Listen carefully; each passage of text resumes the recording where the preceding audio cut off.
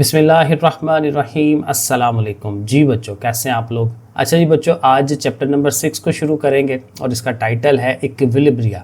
अब ये जो लफ्ज़ है इक्विलिब्रिया बेसिकली इक्विलिब्रियम से आया और इक्विलिब्रियम का मतलब आपको पता है तवाज़न है, बैलेंस है। अब तवाज़न और बैलेंस कहाँ पे होना है वो हमारी केमिस्ट्री के अंदर ज़ाहिर है ये रिएक्शन, अभी हम जो पीछे रिएक्शन ही पढ़ते हुए आ रहे हैं तो रिएक्शंस में तवाज़न कहाँ पे होगा। अब आपको याद होगा कि रिएक्शन दो तरह के हमने पढ़े थे, एक रिवर्सिबल रिएक्शन था और एक इरिवर्सिबल था। रिवर्सिबल रिएक्शन ये होता है कि जो रिएक्टेंट से प्रोडक्ट बनती है और प्रोडक्ट फिर वापस टूट के दोबारा से रिएक्टेंट में कन्वर्ट हो जाती है, इसको रिवर्सिबल कहते हैं।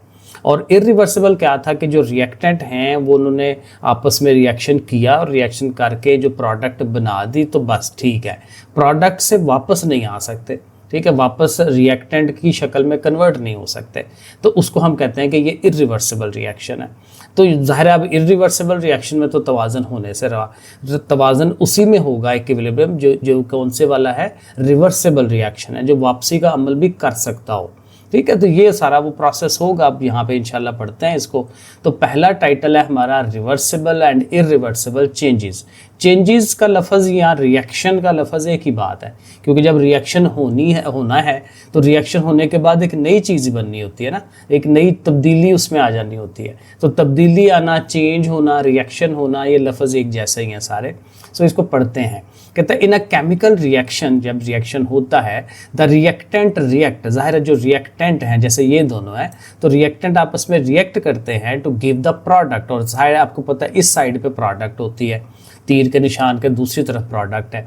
द रिएक्शन विल कंटिन्यू, कहता है ये रिएक्शन होता रहेगा अनटिल ऑल द रिएक्टेंट के सारे रिएक्टेंट यानी कि NaCl रिएक्टेंट या AgNO3 रिएक्टेंट, सारे के सारे reactant are one of the reactant या दोनों में से एक reactant is converted into product, वो प्रोडक्ट की शक्ल में सारे का सारा चला जाए, या दूसरे लफ्ज़ों में ये कह लें कि ये दोनों ख़त्म हो जाएं या इनमें से कोई एक ख़त्म हो जाए। अब ज़ाहिर कोई एक ख़त्म हो जाएगा तो दूसरे अकेले का क्या फ़ायदा, ठीक है। तो दोनों ख़त्म हो जाएं, करते करते रिएक्शन करते करते खुद ख़त्म हो जाए, ठीक है, या फिर कोई ये ख़त्म हो जाए, तब तक ये रिएक्शन चलता रहता है। फॉर एग्जाम्पल, आप उसने एग्जाम्पल साथ नीचे बताई हुई है, the following reaction takes place immediately, फ़ौरन ये हो जाता है इन एन एक्वस सोल्यूशन, पानी में जब इनको हल करते हैं, डालते हैं टू गिव द प्रोडक्ट, और उसकी ये प्रोडक्ट बन जाती हैं।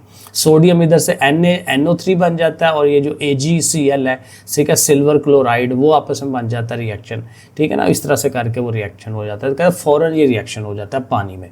The reaction goes to completion, अब ये कहता है रिएक्शन जो है ये कंप्लीट हो जाता है, मुकम्मल हो जाता है। And if stoichiometric amounts of the reactants are used, और ज़ाहिर है ये पीछे पड़ा था स्टोकियोमेट्री के, उसमें हमें क्या करते हैं कि हम एग्जैक्ट उनके जो मोल्स हैं हम कैलकुलेट कर लेते हैं कि सोडियम क्लोराइड के कितने मोल्स होने चाहिए, AgNO3 के कितने होने चाहिए, और उससे जो हम प्रोडक्ट बनाने चाह रहे हैं वो कितनी, यानी एग्जैक्ट नंबर्स का हमें पता हो और उस लिहाज से हमने वैल्यूज़ ली हों, उतनी क्वांटिटी, उतने ग्राम्स हमने उनके यूज़ किए होंगे, तो उसको वो कहता है स्टोकियोमेट्रिक अमाउंट्स, ठीक है। तो कहता है अगर वो यूज़ की हो, उतनी अमाउंट यूज़ की हो, then no reactant species are present, तो जाहिर है कहता है कि वो फिर एग्जैक्टली रिएक्शन होगा, हमें पता होगा भाई इतनी अमाउंट चाहिए, तो फिर जब रिएक्शन होना है तो वो सारे के सारा कंज्यूम हो जाना है, ठीक है। तो no reactant amounts are present at the end of the reaction, such a reaction is called irreversible reaction. तो ये मैंने अभी आपको बताया कि इरिवर्सिबल रिएक्शन, तो ये उसकी डेफिनेशन आ रही है कि सारे के सारे रिएक्टेंट यूज हो गए, पीछे कुछ नहीं रहा, तो ऐसे रिएक्शन को हम कहते हैं ये इरिवर्सिबल रिएक्शन है जो वापसी भी नहीं आ सकता। It moves in the forward direction only, ये सामने की सिमत में ही जाता है, आगे की सिमत में, ठीक है, प्रोडक्ट बनाने की शक्ल की तरफ ही जाता है, वापसी पीछे की तरफ रिएक्टेंट की तरफ नहीं आता। तो ये जो 2.5-3 लाइनें हैं ये आपने याद कर लेनी है, ये किसकी डेफिनेशन आ गई, इरिवर्सिबल रिएक्शन की। In the majority of chemical reactions, आगे वो ये कह रहा है कि ज़्यादातर जो हमारे केमिकल रिएक्शन है, हाउएवर, ताहम, the reaction does not go to the completion, आमतौर पे यही होता है, ज़्यादातर रिएक्शन में कहता है यही होता है कि रिएक्शन मुकम्मल नहीं होता, सारे के सारे रिएक्टेंट ख़त्म नहीं हो जाते, ठीक है। The product of the reaction react among themselves. अब कहते हैं ये जो प्रोडक्ट्स होती हैं, प्रोडक्ट बाज़ औक़ात एक बनती है, बाज़ औक़ात एक से ज़्यादा बनती हैं, तो वो आपस में फिर रिएक्ट करती हैं among themselves to give back the reactant, दोबारा से रिएक्टेंट हमें दे देती हैं अंडर द सेम कंडीशन। वही जो कंडीशंस रिएक्शन होने की थी उन्हीं कंडीशंस में वो फिर वो वापस भी आ सकती हैं। Such reactions move in both forward and backward direction. नहीं कहता है ऐसा रिएक्शन जो है वो आगे को भी जाता है, पीछे की तरफ भी आता है अंडर द सेम कंडीशंस। आगे ये डेफिनेशन टाइप हो जाएगी, मैंने इसको ब्रैकेट में भी कर दिया है। द रिएक्टेंट रिएक्ट करते हैं टू गिव द प्रोडक्ट बनाते हैं, and the product in turn, अब जो प्रोडक्ट की बारी आती है रिएक्ट, वो आपस में रिएक्ट करती हैं to give back the reactants, reactant दे देती हैं। The reaction is called a reversible reaction, तो इसको हम रिवर्सिबल रिएक्शन कहते हैं। अब वो यहाँ तक भी आप याद कर सकते हैं, लेकिन अगर उसको थोड़ा सा डिटेल देनी है तो आगे उसका रिएक्शन भी साथ आ जाएगा और उसकी वैल्यूज़ भी। और ऊपर जो हमने ये इरिवर्सिबल रिएक्शन पढ़ा था उसके लिए आप ये ऊपर वाली एग्जांपल उसको दे सकते हैं, अगर एग्जांपल भी साथ पूछी हो तो फिर ज़ाहिर हम वो कर सकते हैं। And it is denoted by the symbol, और इसमें ज़ाहिर ये सिंबल यूज़ करते हैं क्योंकि देखें इसमें हम सिर्फ एक ही तीर का निशान आगे की तरफ दिखाते हैं कि भाई इसमें सिर्फ प्रोडक्ट ही बनेगी, लेकिन यहाँ पे देखें जो अब तीर लगाएंगे तो आधे आधे तीर लगाएंगे, और वो भी दोनों साइडों पे, इधर को भी जा रहा है बैकवर्ड भी जा रहा है, तो आधे तीर लगाने हैं। Which has 2 half arrow heads उसने बताया हुआ, और ये ज़ाहिर है कि इसकी एग्जाम्पल हमने दे देनी है। N2+3H2 के नाइट्रोजन है और हाइड्रोजन के 3 मॉलिक्यूल्स हैं और वो आपस में रिएक्ट करते हैं, और साथ देखिए कंडीशंस हैं कि 400 डिग्री सेंटीग्रेड टेम्परेचर होना चाहिए, एटमॉस्फेरिक प्रेशर जो है वो 200 का होना चाहिए, और फेरक की मौजूदगी में होना चाहिए। तो ये क्या बन जाता है 2NH3, इस तरह से करके ये रिएक्शन हो जाता है। आगे उसी रिएक्शन को एक्सप्लेन कर रहा है, कहता है in this reaction 1 mole of nitrogen gas react with 3 moles of hydrogen. ठीक है ना, नाइट्रोजन का 1 मोल था, हाइड्रोजन के 3 मोल्स थे। ठीक है, gas under the given reaction conditions in a closed container, एक बंद कंटेनर के अंदर हम इसको कर रहे हैं to give 2 moles of ammonia gas. तो ये NH3 जो है ये बेसिकली क्या है, अमोनिया गैस है। आफ्टर इट्स फॉर्मेशन, जब ये बन जाती है ammonia, the ammonia gas decomposes, ammonia gas दोबारा टूटती है to give the reaction back, reactants जो हैं वो हमें बैक वापस दोबारा वो दे देती है टूट के। The reaction never goes to completion, ये कभी भी मुकम्मल नहीं होता क्योंकि ज़ाहिर अमोनिया ने टूट के फिर दोबारा से नाइट्रोजन और हाइड्रोजन में कन्वर्ट होना है, उन्होंने फिर कन्वर्ट होकर जा रहे अमोनिया बनना है। तो कहते हैं ये प्रोसेस जो है ये सर्कुलर फॉर्म में चलता रहता है, उधर से वो बन रहा है, उधर से वो बन रहा है। At any time all the 3 species, अब ये तीनों चीज़ें नाइट्रोजन, हाइड्रोजन और अमोनिया, किसी भी वक्त के अंदर ये तीनों चीज़ें are simultaneously present in the reaction mixture, उसके अंदर कहता है वो तीनों की तीनों मौजूद होती हैं। तो इस तरह से उसको एक्सप्लेन कर रहा है। A reversible reaction however goes to completion, कहता है ये जो रिवर्सिबल रिएक्शन है, जो वापसी का भी अमल होता है, तो कहता है ये मुकम्मल हो सकता है if either one of the products, जब ज़ाहिर है ये जो प्रोडक्ट्स बन रही हैं इज विदड्रॉन, उसको निकाल लिया जाए फ्रॉम द रिएक्शन, उस रिएक्शन की कंडीशनों में से, mixture are being as a gas, या फॉर एग्जांपल वो जो प्रोडक्ट बन रही है वो गैस की शक्ल में अगर बन रही है, इट एस्केप्स, अगर हम ऊपर से बर्तन खोल दें, बर्तन को बंद रखा हुआ था पहले, अब उसको खोल दें, जो गैस बनी हुई है तो गैस की शक्ल में वो बाहर निकल जाएगी। सो बेसिकली यहाँ पे भी ये होगा कि वन ऑफ द प्रोडक्ट जो है वो निकल गई। तो जब एक प्रोडक्ट निकल गई तो प्रोडक्ट्स आपस में रिएक्शन नहीं कर पाएंगी, जब रिएक्शन नहीं कर पाएंगी तो फिर रिएक्शन करके दोबारा से उसने जो प्रोडक्ट रिएक्टेंट्स बनाने थे वो नहीं बनेंगे दोबारा से, तो वो जो एक सर्कल चल रहा था वो टूट जाएगा। तो जब सर्कल टूटेगा तो पीछे से जो रिएक्टेंट है वो तो आपस में रिएक्ट करके नई चीज़ बनाते जाएंगे, लेकिन जो नई चीज़ बन रही है वो दोबारा से मिलके रिवर्स नहीं हो रही, तो फिर जो बनते जाएंगे तो वो आहिस्ता आहिस्ता ख़त्म हो जाएंगे, रिएक्टेंट्स आहिस्ता आहिस्ता ख़त्म हो जाएंगे, हम कहेंगे कि ये रिएक्शन मुकम्मल हो गया। तो यही वो बात कर रहा है कि जो रिवर्सिबल रिएक्शन है ये कंप्लीट हो जाता है अगर हम वन ऑफ द प्रोडक्ट्स को उसमें से निकाल दें। फॉर एग्जांपल वो बता रहा है calcium carbonate is decomposed by heating, ये जो कैल्शियम कार्बोनेट है CaCO3, इसको जब गर्म किया जाता है तो ये डिकम्पोज होकर क्या बना रहा है, CaO calcium oxide and carbon dioxide बना रहा है। अब कार्बन डाइऑक्साइड गैस है, उसको अगर आप निकाल देते हैं तो फिर CaO पीछे रह गया, तो फिर ये रिवर्सिबल नहीं रहेगा और ये CaCO3 जो है वो आहिस्ता आहिस्ता खत्म हो जाएगा। सो यही वो बात यहाँ नीचे बताएगा। In the above reaction is carried out in an open container, ठीक है ना। ओपन कंटेनर के अंदर रखेंगे तो CO2 निकल जाएगी। The carbon dioxide gas will escape, वो बाहर निकल जाएगी, भाग जाएगी इनटू द एटमॉस्फेयर, माहौल में, as soon as it is form, जो ही ये बनती है, and the reaction is forced to go to completion, तो फिर रिएक्शन मुकम्मल हो जाएगा, रिएक्टेंट करते जाएंगे काम अपना और वो आगे से प्रोडक्ट बनती जाएगी जब तक जो है रिएक्टेंट मौजूद है। तो रिएक्टेंट जब खत्म हुए तो रिएक्शन जो है वो कंप्लीट हो जाना है। If on the other hand the reaction is performed in a close container, लेकिन जाहिर है कि अगर उसको बंद वाले में करेंगे the carbon dioxide will react, अब जाहिर है कार्बन डाइऑक्साइड दोबारा से CaO के साथ रिएक्ट करेगी और दोबारा से CO3 बना देगी, तो जाहिर है कि इस तरह से वो होता रहेगा। Like chemical changes, physical changes, अब ये तो हो गया केमिकल चेंज कि इसमें क्या हो रहा था कि रिएक्टेंट मिल के एक नई प्रोडक्ट बना रहे थे और नई प्रोडक्ट आपस में टूट के दोबारा से रिएक्टेंट बन रही थी, तो दोनों में हर दफ़ा क्या हो रहा था, नई नई चीज़ें बन रही थी। अब कहता है नई चीज़ें तो ठीक है बनती है, लेकिन कहता है इसके अलावा भी हो सकता है कि आप फिजिकल चेंज तब्दीली लाते हैं, जिस्मानी जो चीज़ें नज़र आ रही होती हैं उसी को हम फिजिकल कहते हैं। तो फिजिकल तब्दीली कि उसकी जो शक्ल चेंज कर देना, उसका रंग चेंज कर देना, टेस्ट चेंज कर देना, ये फिजिकल चेंजेस है। तो कहते हैं जब फिजिकल चेंजेस आती हैं तो उसका भी एक प्रोसेस होता है रिवर्सिबल प्रोसेस वाला, वो भी अब यहाँ पे हमें बताएगा। कहता है like chemical changes physical changes में आल्सो भी रिवर्सिबल इन नेचर, तो ये भी कहता है रिवर्सिबल हो सकती हैं। आगे ये एग्जांपल दे रहा है कॉपर सल्फेट पेंटाहाइड्रेट। अब ये एक नया फार्मूला आ रहा है आपके पास, ये आपको ज़ाहिर याद करना चाहिए। जब वो कहता है ना CuSO4, तो ये बेसिकली क्या है, कॉपर, Cu कॉपर होता है, S सल्फर है, O ऑक्सीजन है, तो ये कॉपर सल्फेट है और साथ देखें 5 पानी के मॉलिक्यूल्स हैं जो उसके साथ अटैच हैं, यहाँ समझे डॉट लगा हुआ है, ठीक है। तो 5 पानी के मॉलिक्यूल साथ हैं, तो पानी भी उसके अंदर है, इसको हम कहते हैं हाइड्रेटेड है ये।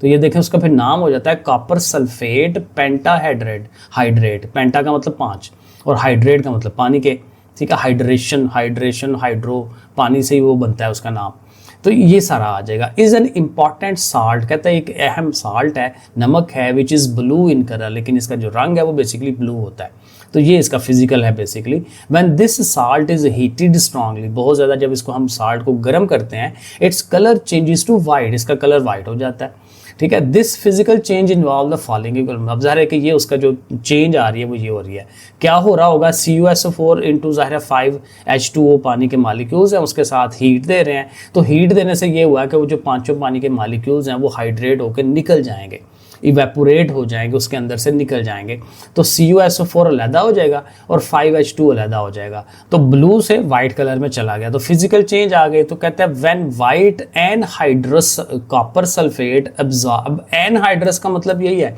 कि उसमें से पानी के मॉलिक्यूल निकल चुके हैं। अब ये क्या करेगा, एब्जॉर्ब्स मॉइस्चर को, नमी को अपने अंदर एब्जॉर्ब करेगा। अब ज़ाहिर नमी कहाँ पे है, उसके इर्द गिर्द माहौल के अंदर है, एनवायरनमेंट में है, तो एनवायरनमेंट में जो नमी है उसको उसने अपने अंदर एब्जॉर्ब कर लेना है और एब्जॉर्ब करके दोबारा से क्या हो जाता है, it will turn blue again, दोबारा से ब्लू हो जाता है। तो अब देखें ना ये रिवर्सिबल रिएक्शन हो गया ना, कि पहले उसको गर्म किया तो ब्लू से वो वाइट चला गया, पानी के मॉलिक्यूल निकल गए, और उसने एटमॉस्फेयर से जब दोबारा से पानी के मॉलिक्यूल्स को अपने अंदर जज़ब किया तो दोबारा से वो ब्लू बन जाएगा। तो एक रिवर्सिबल रिएक्शन, लेकिन ये फिजिकल है, फिजिकली रिवर्सिबल रिएक्शन हो रहा है क्योंकि प्रोडक्ट वही रह रही है, कॉपर सल्फेट, ठीक है। Similar to this when cobalt chloride hexahydrate, अब ये हेक्साहाइड्रेट है, कोबाल्ट क्लोराइड है और इसमें 6 पानी के मॉलिक्यूल्स हैं, which is pink in colour, अब ये इसका रंग जो है वो पिंक कलर का होता है। इज़ हीटेड, इसको गर्म करते हैं, it is converted into anhydrous CuCl2। अब एनहाइड्रस का यही मतलब होगा कि पानी के मॉलिक्यूल्स उससे सेपरेट हो जाएंगे। नीचे देखें रिएक्शन बड़ा सिंपल दिया हुआ है कि सिर्फ पानी की 6 मॉलिक्यूल्स हैं, डॉट है इस साइड पे, तो उस साइड पे प्लस में आ गया कि वो एक लहदा से हो गए हैं, सेपरेट हो गए हैं, निकल गए हैं, ठीक है। तो वो सारा प्रोसेस है और फिर दोबारा से ज़ाहिर है इसने जब उसको अब्जॉर्ब कर लेना है तो इसके दोबारा से वही कलर जो है वो आ जाएगा। अब जब इसका रिवर्स प्रोसेस होता है, इन the reverse reaction the anhydrous cobalt chloride absorbs less moisture. अब वो क्या करता है कि बाद में दोबारा से सारे का सारा मॉइस्चर एब्जॉर्ब नहीं करता, थोड़ा एब्जॉर्ब करता है, 2 मॉलिक्यूल पानी के जो है वो एब्जॉर्ब करता है। It is first converted into dihydrate, dihydrate का मतलब वही है कि 2 पानी के मॉलिक्यूल उसमें आएंगे, which is purple in colour, और अब उसका रंग जो है वो पर्पल हो जाता है। पहले पिंक था, ठीक है ना, उसके बाद वो जब पानी के मॉलिक्यूल निकल गए तो वो ब्लू हो गया। अब ब्लू से वापस उसने आना है तो फिर वो देखे सिर्फ कितने मॉलिक्यूल ले रहा है, पानी के 2 ले रहा है, इसे वो डाईहाइड्रेट का नाम दिया है। तो जब 2 मॉलिक्यूल ले रहा है तो किस कलर में जा रहा है, वो पर्पल कलर में चला गया। This dihydrate then further absorb, उसके बाद फिर वो क्या करता है, 4 और मॉलिक्यूल्स पानी के एब्जॉर्ब करता है और इस तरह से अपने आप को दोबारा से पिंक कलर में ले आता है। और देखिए ये उसके लिए रिएक्शन दिया हुआ कि जी एनहाइड्रस है वो ब्लू हो गया हुआ है और दोबारा से 2 पानी के मॉलिक्यूल वो लेता है तो पर्पल हो जाता है, और फिर दोबारा से और 4 लेता है तो 6 मॉलिक्यूल्स हो जाते हैं और फिर ओरिजिनल फॉर्म में चला जाता है पिंक कलर में। आगे ये एक्टिविटी लिखी हुई है, तो एक्टिविटी तो हम कर नहीं सकते, ये तो ज़ाहिर है हमारी लेबॉर्ट्रीज के अंदर ही होती हैं, अगर कोई करवाएगा तो आप कर लीजिएगा। ये बेसिकली प्रैक्टिकल्स के अंदर वो चली जाती हैं चीज़ें। अब नेक्स्ट हमारे पास है डायनामिक इक्विलिब्रियम। डायनामिक बेसिकली यही होगा कि रिएक्शंस हो रहे हैं, रिएक्शन से प्रोडक्ट बन रहा है, प्रोडक्ट से दोबारा से रिएक्शन बन रहे हैं, और वो बनने के दौरान जो है एक इक्विलिब्रियम जब आ जाएगा कि भाई एक स्टेबल कंडीशन आ जाएगी कि जिसमें ना ही रिएक्टेंट की जो तादाद है वो चेंज हो रही है और ना ही प्रोडक्ट की तादाद चेंज हो रही है, तो वो उस तरह की जब सिचुएशन आ जाएगी ना, उसको हम डायनामिक इक्विलिब्रियम का नाम देंगे। तो कहता है if a reversible reaction is started, अब ज़ाहिर है रिवर्सिबल रिएक्शन है, उसको हमने शुरू किया है बाय मिक्सिंग द रिएक्टेंट हमने मिक्स कर दिए, the reaction move in the forward direction only, वो ज़ाहिर है आगे की तरफ वो चलेगा आफ्टर सम टाइम, अभी फिलहाल वो आगे की तरफ चलेगा क्योंकि प्रोडक्ट बनाएगा ना पहले, और प्रोडक्ट की एक ख़ास तादाद जब बन जाती है तो फिर रिवर्स शुरू होता है, ठीक है। आफ्टर सम टाइम, कुछ वक्त के बाद, when enough concentration of the products are build up, यानी जो प्रोडक्ट्स हम बना रहे हैं एक ख़ास तादाद उनकी बन जाएगी, दे रिएक्ट, फिर वो आपस में रिएक्ट करेंगे to give back the reactants in the reverse reaction, फिर वो वापसी की अमल आएगा। The reaction will keep on going in both the direction, ज़ाहिर है कि रिएक्शन होता जाएगा, बोथ डायरेक्शन में चलता जाएगा, अंटिल क्या होगा, the rate of forward reaction, ये अल्फाज बड़े इंपॉर्टेंट हैं, ये डेफिनेशन में और पेपर में जब लिखना हो ना, ये लफ्ज़ हम बड़ा अच्छा ये लिखते हैं, ये लाइन याद कर लें, the rate of forward reactions become equal to the rate of backward reaction, कि जो आगे की तरफ जो रिएक्शन होने का रेट है और पीछे की तरफ जो रिएक्शन होने का रेट है, फॉरवर्ड रिएक्शन और रिवर्स रिएक्शन, उनका रेट एक जैसा हो जाता है। इन अदर वर्ड्स, दूसरे अल्फाज में, the number of reactant molecules, react करने वाली जो चीज़ें हैं उनके जो मॉलिक्यूल्स हैं, विच विल डिसअपीयर, ज़ाहिर है कि जो वो गायब हो जाएंगे क्योंकि रिएक्शन हो जाना है, as a result of forward reaction, क्योंकि आगे की तरफ रिएक्शन हो रहा है, बिकम्स इक्वल, वो उसके बराबर हो जाएंगे, किसके, to the number of reactant molecules, उन रिएक्टेंट मॉलिक्यूल्स के, विच विल फॉर्म, जो बनेंगे as a result of reverse reaction. यानी कि फॉरवर्ड रिएक्शन हुआ तो क्या हुआ कि हमारे रिएक्टेंट के मॉलिक्यूल्स ख़त्म हो गए, 6 मॉलिक्यूल फॉर एग्जांपल ख़त्म हो गए, लेकिन उससे क्या हुआ कि आगे से भी तो अमल होना है, बैकवर्ड डायरेक्शन में भी तो अमल होना है, तो जो प्रोडक्ट्स मिल के जो रिएक्टेंट बना रही हैं वो भी 6 बना रही हैं। 6 रिएक्टेंट हमारे ख़त्म हुए फॉरवर्ड रिएक्शन की वजह से और 6 रिएक्टेंट हमारे बन गए बैकवर्ड रिएक्शन की वजह से। तो जब वो कहता है कि जितने मॉलिक्यूल गायब हो रहे हैं उतने मॉलिक्यूल ही दोबारा बन रहे हैं, गायब हुए दोबारा बन गए, गायब हुए दोबारा बन गए, तो ये वो जो रेट है जब एक जैसा हो जाता है तो फिर हम कहते हैं कि हम इक्विलिब्रियम में आ गए हैं। यही वो बात यहाँ पे कहेगा, the same will be true, कहता है यही चीज़ जो है वो ट्रू होगी फॉर द प्रोडक्ट मॉलिक्यूल। जैसे हमने रिएक्टेंट की बात की, इसी तरह से प्रोडक्ट की, कि प्रोडक्ट के जितने मॉलिक्यूल गायब होंगे उतने ही दोबारा वो बनने भी शुरू हो जाएंगे, तो सेम काम जो है वो हो जाएगा दोनों तरफ। एट दिस स्टेज, इस स्टेज पे क्या होगा, the reaction is said to be in a state of chemical equilibrium. तो आप कहाँ पहुंच गए, केमिकल इक्विलिब्रियम में। अब इसकी जो डेफिनेशन है ना, यहाँ से करें, इधर से लेके तो यहाँ तक, ठीक है, यहाँ से लेके यहाँ तक करेंगे तो ये क्या आ गया, chemical equilibrium. It appears as, अब ऐसा नजर आएगा, if nothing is going on, अब ज़ाहिर जितने मॉलिक्यूल गायब हो रहे हैं उतने ही मॉलिक्यूल बन रहे हैं दोनों तरफ, तो फिर अपेरेंटली देखने से नज़र आ रहा होगा कि कुछ भी नहीं हो रहा, ठीक है ना, क्योंकि हमें तो उतने के उतने ही नज़र आ रहे हैं, क्योंकि जितने गायब हुए उतने वापस आ गए, जितने गायब हुए उतने वापस आ गए, दोनों साइडों पे, प्रोडक्ट की तरफ से भी और रिएक्टेंट की तरफ से भी। तो फिजिकली हमें देखने से नज़र आ रहा होगा कि रिएक्शन हो ही नहीं रहा। तो ये वो बात कर रहा है, it appears that if nothing is going on in the reaction vessel, कि उस बर्तन के अंदर कुछ भी नहीं हो रहा, as the concentration of both reactant and product molecules do not undergo any change at this stage, कि उसमें कोई तब्दीली नहीं आ रही, ठीक है, वो जितने मॉलिक्यूल थे उतने ही रह रहे हैं। Since the reaction did not cease at this state of equilibrium, equilibrium, क्योंकि यहाँ पर रिएक्शन खत्म तो नहीं हुआ, क्योंकि हमें पता है कि बन भी रहे हैं, टूट भी रहे हैं, लेकिन उतने उतने ही बन रहे हैं। Rather it keep on going in both direction, दोनों डायरेक्शन में ये चल रहा है। This state is called dynamic equilibrium. तो इसको हम डायनेमिक इक्विलिब्रियम का नाम देंगे। अब यहाँ से भी आप कर सकते हैं, लेकिन इतनी अच्छी डेफिनेशन यहाँ पे नहीं है। अब कहाँ से शुरू करना चाहिए आपको? It appears F nothing is okay, यहाँ पे प्रॉपर डेफिनेशन नहीं है डायनामिक की, मेरा ख्याल है समरी के अंदर होगी। ठीक है, समरी में मिल गई, नहीं तो फिर हम एक्सरसाइज करते हुए डेफिनेशन बना लेंगे। तो समरी में ज़रा देखिएगा एक दफ़ा, अगर आपको मिल जाती है तो अच्छी बात है।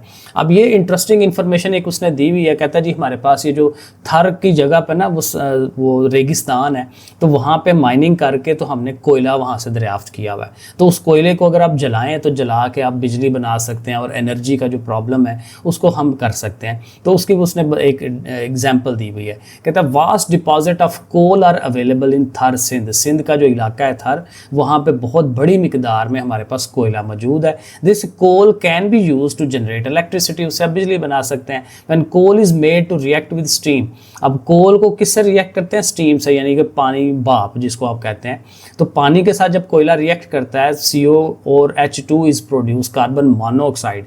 CO जो है वो कार्बन मोनोऑक्साइड होती है, जो कि बहुत जहरीली होती है इंसानों के लिए। और CO2 जब दो ऑक्सीजन के मालिक्यूल तो कार्बन डाइऑक्साइड बनती है, जो हम आमतौर पे सांस लेके खारिज करते हैं उसको, और hydrogen is produce. These products then react, अब ये जो प्रोडक्ट्स हैं CO और H2, ये फिर दोबारा से रिएक्ट करती हैं रिवर्सिबल रिएक्शन की फॉर्म में, और क्या बनाती हैं? कैटालिटिक मेथिनेशन प्रोसेस के जरिए मीथेन वो वापस दोबारा से बना देती हैं। तो देखें, कार्बन है, कोल, जाहिर है कोल कार्बन होता है सिर्फ, और पानी के साथ रिएक्ट कर रहे हैं तो CO कार्बन मोनोऑक्साइड और H2, और दोनों का कॉम्बिनेशन है। दोनों के कॉम्बिनेशन को वाटर गैस भी कहते हैं। ये शॉर्ट क्वेश्चन भी आ सकता है कि वाटर गैस किसको कहते हैं। तो वाटर गैस क्या है? Combination of carbon monoxide and hydrogen gas. तो दोनों का जो मिक्सचर है उसको वाटर गैस कहते हैं। अब ये आपस में रिएक्ट करेंगे CO और पानी के। अब देखें 3 मॉलिक्यूल लिए हैं, तो CH4 बन गया जो कि मीथेन है, और उसके साथ पानी बन गया। तो इस तरह से कहता है ये इसका भी रिवर्सिबल रिएक्शन। अब ये रिवर्सिबल रिएक्शन चलता रहता है, ये वाला, ठीक है, उसके साथ कैटलिस्ट इन्वॉल्व कर देते हैं, और ये कीप ऑन गोइंग जो है वो होता रहता है। आगे उसने एक्सरसाइज दी हुई है, इसके 2 सवाल हैं। ये एंड ऑफ द लेक्चर, अभी जो लेक्चर है हमारा उसके एंड पे मैं ये दोनों का आंसर दे देता हूँ आपको। आगे थोड़ा सा और है, इसको पढ़ लेते हैं। The time a reaction will take, एक रिएक्शन को जितना वक्त लगता है होते हुए, to attain the state of dynamic equilibrium, जब तक वो डायनेमिक इक्विलिब्रियम अचीव कर ले।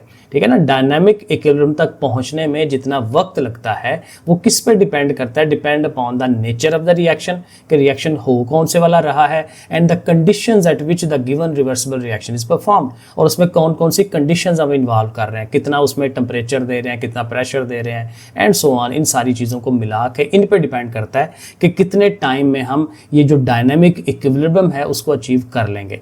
फॉर अ डायनामिक, अब देखें ये भी एक सवाल बनता है शॉर्ट किस्म का, कि डायनामिक इक्विलिब्रियम अचीव करने के लिए कौन सी चीज़ों पे हम इन्हिसार करते हैं, कौन सी चीज़ों पर डिपेंड करता है डायनामिक इक्विलिब्रियम। तो हम बताएंगे नेचर ऑफ द रिएक्शन, एक पॉइंट ये बताएंगे, और साथ दूसरा पॉइंट बताएंगे कि उसकी कंडीशंस क्या है रिएक्शन की, ये 2 चीज़ें। For a dynamic equilibrium to be set up, एक डायनामिक इक्विलिब्रियम बनाने के लिए the rate of forward reaction must be equal to the rate of backward direction. अब जाहिर है कि ये तो पता है कि जितना रिएक्शन फॉरवर्ड रिएक्शन का रेट होगा उतना ही रेट बैकवर्ड की तरफ होना चाहिए, तभी तो डायनामिक इक्विलिब्रियम बनेगा। This does not happen instantly, ये फौरन नहीं हो जाता है। And for very slow reaction, और वो रिएक्शन जो रिएक्शन होते ही आहिस्ता आहिस्ता है, इट मे टेक ईयर्स, उनको सालों साल लग सकते हैं।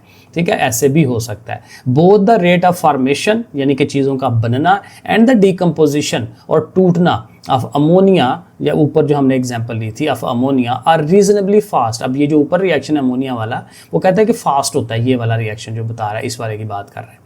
ठीक है, कहता है कि रिलेटिवली फास्ट है, जल्दी बनता है एट अराउंड 400, अगर आप उसको 400 डिग्री सेंटीग्रेड टेम्परेचर दे दें, in the presence of catalyst, और कैटलिस्ट भी इन्वॉल्व कर दें। ये पिछले चैप्टर में भी हमने पढ़ा था कि कैटलिस्ट बेसिकली क्या करता है, रिएक्शन के रेट को तेज़ कर देता है, जल्दी जल्दी रिएक्शन होता है, क्योंकि इसने फिर तेज़ करवा देना होता है।